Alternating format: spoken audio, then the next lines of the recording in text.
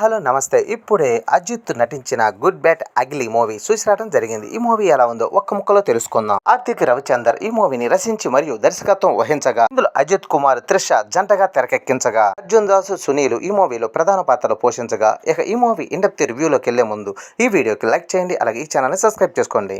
అనగా Ajit Kumar red dragon అనే పేరుతో నిర్వహించే మాఫియా సామ్రాజ్యానికి అధిపతి. తన కుటుంబం కోసం మాఫియాను వదిలిపెట్టి జైలుకు వెళ్తాడు. దాదాపుకు 18 సంవత్సరాలు జైలు జీవితం గడుపుతాడు. కూతురికి తన గత జీవితాన్ని తెలియకుండా దాచిపెడతాడు. కొడుకు విహాన్ అనగా కార్తికేయ దేవ యాక్టివేషన్ ఫంక్షన్ కి వస్తానని మాటిస్తాడు. కానీ జైల్లో ఉండటం వల్ల రాలేకపోతాడు. కానీ జైలు నుండి రిలీజ్ అయ్యే సమయానికి విహాన్ డ్రగ్స్ కేసులో జైలుకు వెళ్తాడు. ఆపై తన ప్రియురాలు ప్రియా ప్రకాష్ నేరం కూడా తన పైన పడుతుంది. ఏకే తన నేర ప్రపంచాన్ని ఎలా విస్తరించాడు. ముంబైకి వెళ్లిన ఏకేకు అక్కడ మాఫియా నుండి ఎలాంటి సంబంధాలు ఏర్పడ్డాయి. సాధారణ యువకుడు ఇంటర్నేషనల్ మాఫియాని ఎలా శాసించాడు. తన భార్య రమ్య అనగా త్రిష కృష్ణను తనకి విభేదాలు ఎలా ఏర్పడ్డాయి. ఏకే కుమారుడు నిహాన్ ను డ్రగ్స్ కేసులో ఎవరు ఇరికించారు.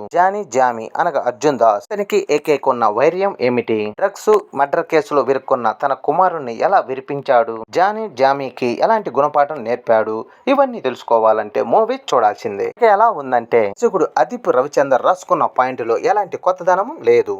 కానీ కథను చెప్పే విధానంలో కొత్తదనం చూపించాడు. అజిత్ స్టార్డమ్ ను ఉపయోగించుకొని మంచి ఎలివేషన్ మూమెంట్స్ తో క్రేజీగా ఈ సినిమాని తెరకెక్కించాడు. అజిత్ ఇంటేజ్ లుక్ తో ఫ్యాన్స్ కి పండగ వాతావరణం కల్పించాడు. అర్జున్ దాస్, జాకీ షాప్, త్రిష, ఇమ్రాన్ క్యారెక్టర్ లో రాసుకున్న విధానం కొత్తగా అనిపిస్తుంది. అజిత్ ఇమేజ్ ని దృష్టిలో పెట్టుకొని చేసిన సినిమాలా అనిపిస్తుంది. నటుల పర్ఫార్మెన్స్ విషయానికి వస్తే అజిత్ కుమార్, త్రిష పర్ఫార్మెన్స్ గురించి కొత్తగా చెప్పుకోవాల్సిన అవసరం అయితే లేదు. కానీ ఫ్యామిలీ ఎమోషనల్ అయితే ఈ సినిమాలో హైలైట్ గా నిలుస్తుంది.